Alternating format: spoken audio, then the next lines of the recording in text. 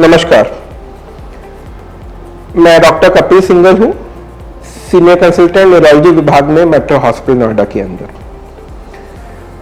Parkinson's disease क्या होती है, इसके क्या लक्षण होते हैं, किस प्रकार से इसका उपचार होता है, किस प्रकार की दवाइयां चाहिए, क्या कोई सर्जरी का रोल है, इन सब बातों को हम एक एक करके आज जवाब देने की कोशिश करेंगे। पार्किंसंस डिसीज एक ऐसा रोग है जो कि यूजुअली बढ़ती उम्र के साथ होने के चांसेस बढ़ जाते हैं और ये second most common neuro degenerative disorder है अल्जाइमर्स डिसीज के साथ। आमतौर पे ये डिसीज 60 वर्ष की उम्र के बाद ज़्यादा होती है, लेकिन कुछ परसेंट पेशेंट्स का ऐसा भी होता है जिनको कि 40 से कम उम्र के में भी इसके लक्षण आने लगते हैं। इसके लक्षण क्या होते हैं? कई बार इसके लक्षण, मुख्य लक्षण जो होते हैं वो है स्लोनेस हो जाना, आपके काम करने की जो गति है वो धीमे हो जाए, आपकी दिनचर्या में, रूटीन एक्टिविटीज में, कपड़े पहनने में, नहाने में, शेव करने में, कुकिंग में, खाना खाने में जितना आप समय लगाते हैं उससे अधिक समय लगने लगे, आपकी चाल धीमी हो जाए, ऐसा लगने लगे कि आप अपने और कंटेम्प्रेरीज के कंपैरिजन में आपकी स्पीड ऑफ वॉकिंग काफ़ी कम हो गई है। जो डिस्टेंस माना आप 1 मिनट में, 2 मिनट में कवर करते थे उसमें 1.5 गुना या दुगना समय लगने लगा है। चलते टाइम आपका एक हाथ कम हिलने लगा है, एक हाथ में आपको ट्रेमर्स आने लगे हैं, यानी कंपन होने लगा है, जो कि आमतौर पे तब होते हैं जब आप शिथिल या आराम से बैठे हुए हैं। इसके साथ साथ जैसे जैसे डिसीज बढ़ती है वैसे वैसे सिम्टम्स एक तरफ से दूसरी तरफ आ जाते हैं, यानी मेनली जो सिम्टम ऑनसेट होता है वो शुरू के साल 2 साल तक भी एक ही तरफ सिम्टम रहते हैं, यानी कि एक ही तरफ के हाथ में स्लोनेस होना, एक ही तरफ हाथ में कंपन होना, एक ही तरफ चलने में पैर के अंदर भारीपन होना। धीरे धीरे करके पार्किंसंस डिसीज के अंदर इम्बैलेंस की स्थिति भी पैदा हो जाती है। चलने की दिक्कत जब बढ़ जाती है तो मुड़ने के अंदर बैलेंस में प्रॉब्लम आने लगती है, आप झुक के चलने लगते हैं और ऐसा लगता है कि आप नीचे की तरफ कुछ पकड़ने की कोशिश कर रहे हैं।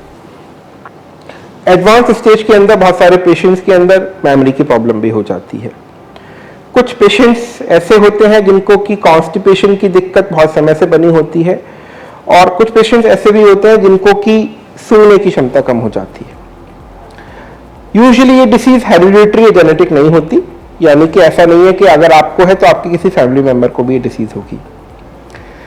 यदि किसी भी व्यक्ति को एक तरफ से कंपन शुरू हो रहा है, साथ में स्लोनेस है, चलने की स्पीड कम हो गई है, उम्र 60 साल से अधिक है, तो प्रोबेबली उसको पार्किंसंस डिसीज या पार्किंसंस डिसीज से मिलती जुलती कुछ न्यूरोलॉजिकल बीमारी है और इसको हमें वेट नहीं करना चाहिए, जल्द से जल्द न्यूरोलॉजिस्ट को मिलने की आवश्यकता है।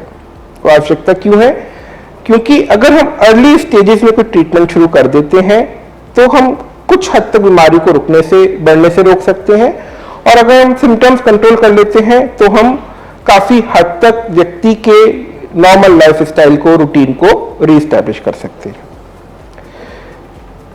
मुख्यतः इसके डायग्नोसिस के लिए हमें किन्हीं जांचों की जरूरत नहीं होती है। पेशेंट की डिटेल हिस्ट्री, सिम्टम्स और न्यूरोलॉजिस्ट के द्वारा एग्जामिनेशन के आधार पर ही हम आपको ये बीमारी है या नहीं है इसको काफी हद तक एस्टैब्लिश कर सकते हैं। इनिशियली स्टेजेस में मेनली जो ट्रीटमेंट होता है वो दवाइयां हैं।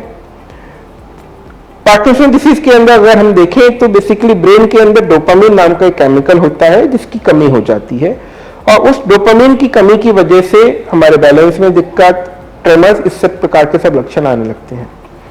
तो जो दवाइयां हैं वो किसी न किसी प्रकार से डोपामिन को ब्रेन के अंदर रिप्लेस कर रही होती हैं और व्यक्ति की जरूरत के हिसाब से, सिम्टम्स के हिसाब से उसकी डोज को मॉडिफाई किया जाता है। कुछ पेशेंट्स जो कि डोपामिन जैसी दवाइयों को इनिशियली रेस्पॉन्ड करते हैं बट उनके लक्षण बढ़ते जाते हैं और आगे दवाइयों का रेस्पॉन्स पूरा मिलना बंद हो जाता है, वो सर्जरी के भी कैंडिडेट होते हैं।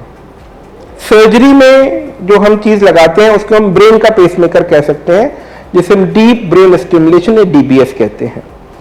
जिन पेशेंट को रिक्वायरमेंट होती है उनमें स्पेसिफिक जगह पे कुछ इलेक्ट्रोड डाले जाते हैं and surgery gives wonderful results in a large number of patients और एक बार अगर हम डीबीएस कर देते हैं तो उसके रिजल्ट्स 8 साल 10 साल तक बने रहते हैं, उसके बाद भी अगर जरूरत होती है तो इसको पेसमेकर चेंज करने की जरूरत होती है।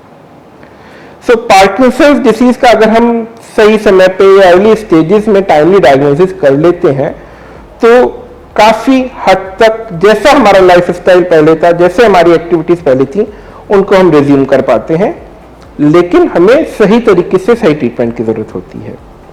मेट्रो हॉस्पिटल नोएडा के अंदर पार्किंसंस डिसीज से रिलेटेड अगर कोई इन्वेस्टिगेशन रिक्वायरमेंट है तो वो ट्रीटमेंट या एडवांस स्टेज में डीबीएस सभी चीजों की सुविधा पूरी तरीके से उपलब्ध है।